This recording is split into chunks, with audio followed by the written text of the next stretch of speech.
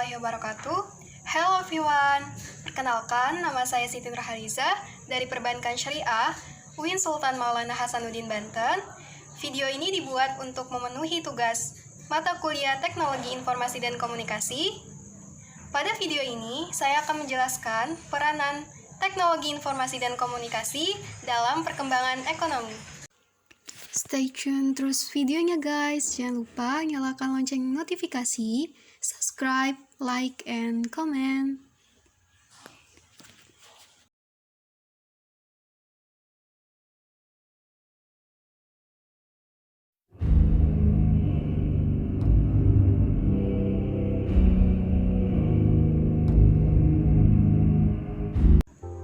Pertumbuhan atau perkembangan ekonomi merupakan indikator yang sangat penting untuk mengetahui dan mengevaluasi pembangunan suatu negara, khususnya dalam bidang ekonomi.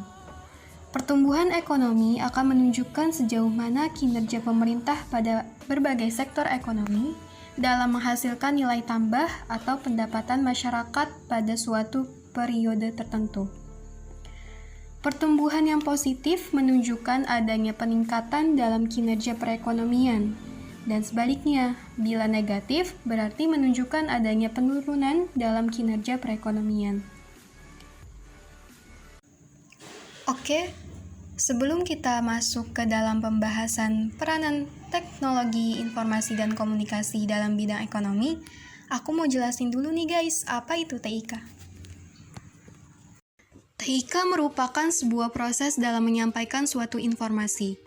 Informasi akan disampaikan melalui berbagai pengolahan data. Pengolahan data tersebut akan melibatkan pengiriman dan penerimaan informasi menggunakan berbagai simbol tertentu. Teknologi informasi menggunakan beberapa teknologi seperti komputer, elektronik, dan telekomunikasi untuk mengolah dan mendistribusikan informasi dalam bentuk digital. TIK ini sangat membantu manusia. Melalui TIK, manusia bisa berkembang dan berinovasi. TIK juga sudah masuk ke berbagai bidang kehidupan manusia, mulai dari bidang pendidikan, politik, ekonomi, dan masih banyak bidang lainnya. Teknologi informasi dalam bidang ekonomi. Dalam perekonomian suatu negara, teknologi informasi mempunyai peran yang penting dalam perekonomian suatu negara. Karena dengan berkembangnya teknologi informasi, perekonomian suatu negara mulai memperlihatkan perubahan yang cukup signifikan.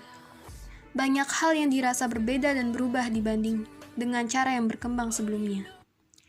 Saat sekarang ini, jarak dan waktu bukanlah sebagai masalah yang sulit untuk mendukung pertumbuhan ekonomi. Berbagai aplikasi tercipta untuk memfasilitasinya. Perkembangan teknologi juga membawa pengaruh yang signifikan dalam kegiatan ekonomi dan bisnis. Perekonomian suatu negara dapat dilihat dari perkembangan teknologi informasi dan komunikasi di negara tersebut. Semakin tinggi perkembangan teknologi informasi, maka semakin tinggi pula pertumbuhan ekonomi negara tersebut. Namun, perkembangan teknologi informasi ini juga memiliki sisi negatif, di mana banyak penyalahgunaan teknologi dalam melakukan tindakan kriminal.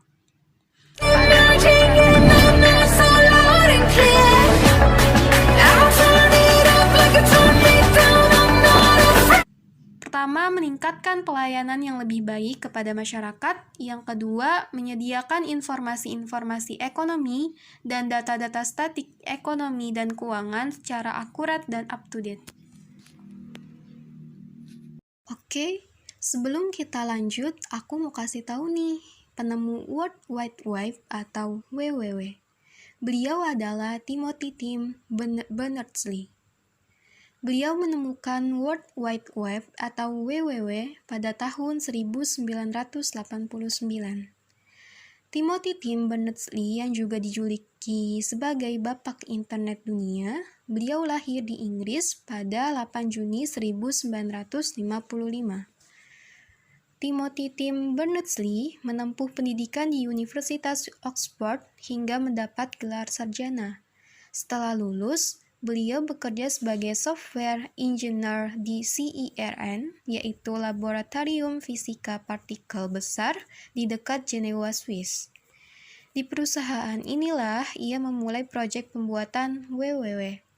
Dalam bahasa Indonesia, World Wide Web yang diartikan sebagai Waring Wera Wanua.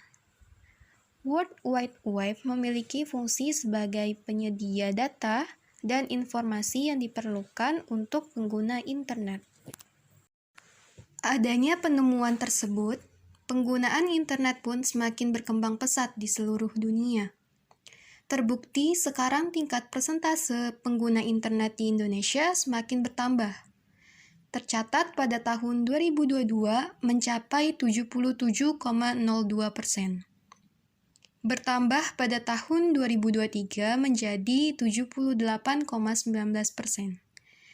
Awalnya penggunaan internet hanya digunakan untuk browsing, chatting, dan email. Tapi seiring dengan perkembangan zaman, maka akan semakin banyak muncul sosial media dan web-web yang digunakan orang-orang untuk melakukan transaksi secara digital. Adapun beberapa contoh TIK dalam bidang ekonomi yaitu pertama, e-commerce. E-commerce adalah semua kegiatan yang berhubungan dengan transaksi online yang berlangsung melalui internet atau jaringan elektronik lainnya. Adapun data transaksi e-commerce di Indonesia pada tahun 2018 sampai dengan 2023.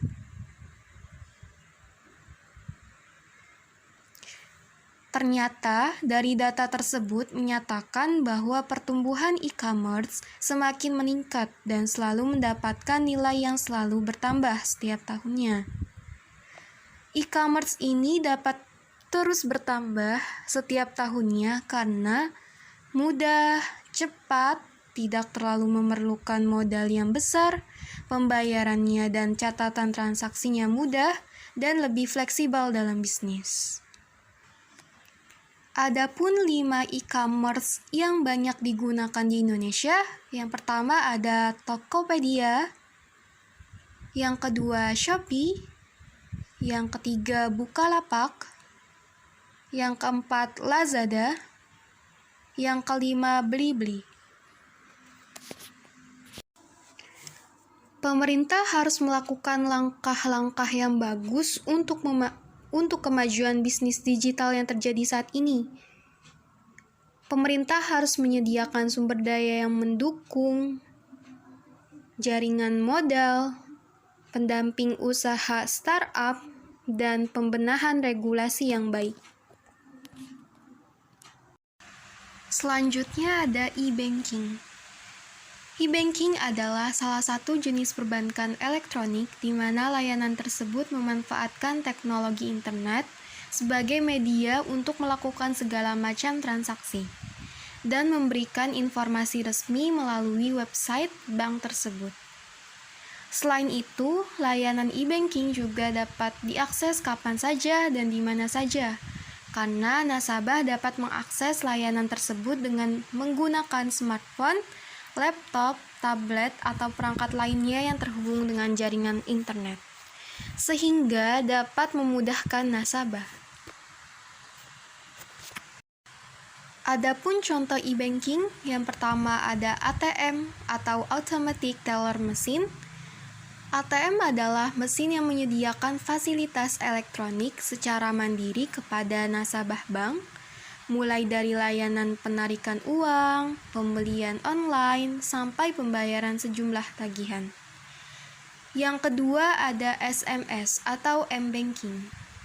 M-banking merupakan transaksi perbankan melalui media handphone, baik dalam bentuk aplikasi m-banking atau aplikasi bawaan operator seluler. Yang ketiga ada internet banking. Internet banking merupakan fasilitas yang dapat dinikmati nasabah untuk melakukan transaksi perbankan melalui jaringan internet kapan saja dan di mana saja. Adapun dampak positif dan negatif TIK dalam bidang ekonomi. Dampak positif. Yang pertama, kemudahan mencari produk barang dan jasa dengan bantuan internet. Beragamnya aplikasi jual beli secara daring memudahkan banyak orang mencari produk barang dan jasa yang asli dari toko resmi. Yang kedua, berkembangnya transaksi non-tunai yang memudahkan proses jual-beli. Saat ini, sistem transaksi non-tunai atau cashless lebih dipilih oleh banyak orang karena alasan keamanan dan kenyamanan. Yang ketiga, terbukanya banyak lapangan pekerjaan baru yang mengurangi tingkat pengangguran. Dengan berkembangnya TIK, banyak jenis pekerjaan baru yang dibutuhkan untuk mengikuti perkembangan zaman, sehingga menekan angka pengangguran. Misalnya, pembuatan konten media sosial yang dimanfaatkan untuk periklanan sebuah produk barang dan jasa. Yang keempat, mudahnya proses ekspor dan impor yang dapat menambah devisa negara. Yang kelima, terbentuknya kerjasama antar negara di dunia yang membantu mengembangkan perekonomian suatu negara. Adanya globalisasi menyebabkan terbukanya kesadaran setiap negara bahwa kerjasama antar negara penting untuk dilakukan. Kerjasama antar negara dapat berlaku di berbagai bidang, termasuk mendukung perkembangan ekonomi negara berkembang. Yang keenam, semakin berkembangnya jenis usaha yang bisa membantu menyeimbangkan kegiatan ekonomi. Selain menciptakan lapangan pekerjaan yang baru, banyak jenis usaha yang mulai berkembang setelah adanya kemajuan teknologi. Dampak negatif. Yang pertama, berkembangnya perilaku hidup konsumtif. Dengan banyaknya produk impor yang tersedia dengan harga terjangkau di Indonesia, dapat memicu terjadinya perilaku hidup konsumtif. Selain itu, kemudahan sistem pembayaran dan kegiatan jual beli secara daring dapat membuat banyak orang merasa ketagihan. Yang kedua, terjadinya persaingan bisnis. Masuknya perusahaan dan bisnis luar negeri ke Indonesia dapat menimbulkan persaingan dengan bisnis lokal. Apalagi jika lebih banyak orang menyukai produk luar daripada lokal buatan anak bangsa. Yang ketiga, kekurangan lapangan pekerjaan. Banyak jenis usaha yang digantikan oleh teknologi mesin di berbagai bidang. Ini dapat menyebabkan terjadinya pemutusan hubungan kerja untuk pekerja manusia. Yang keempat, pencurian data. Pencurian data pribadi dapat terjadi saat mengakses situs platform digital tertentu. Pencurian data ini dapat merugikan jika disalahgunakan dan dapat termasuk tindakan pidana. Yang kelima, pencurian uang secara online. Pencurian ini umumnya dilakukan penipu untuk mengambil uang dengan mendeteksi transaksi antar kita dengan orang lain, dengan kontak langsung, dengan memberikan nomor kartu atau kode tertentu, atau dengan berbagai cara lainnya. Makin berkembangnya teknologi, ternyata makin banyak pula kejahatan. Oleh karena itu, ada nih tips-tips untuk menghindari dampak negatif perkembangan TIK. Yang pertama, gunakanlah teknologi sesuai kebutuhan dan tujuan. Yang kedua, pilihlah informasi yang memiliki sumber yang jelas. Yang ketiga, jauhilah situs-situs yang tidak bermanfaat dan mencurigakan. Yang keempat, jagalah diri agar tidak mudah terpengaruh. Yang kelima, imbangilah kemajuan teknologi dengan wawasan yang luas. Inti dari penjelasan video ini, bahwa di era yang modern sekarang ini, setiap orang diharuskan untuk mengetahui dan memahami digital. Karena kemampuan digital sangat diperlukan saat ini. Teknologi informasi dan komunikasi memainkan peran penting dalam ekonomi modern. Mereka telah mengubah cara bisnis dijalankan, mempercepat pertumbuhan ekonomi, dan menciptakan peluang baru untuk inovasi dan efisiensi.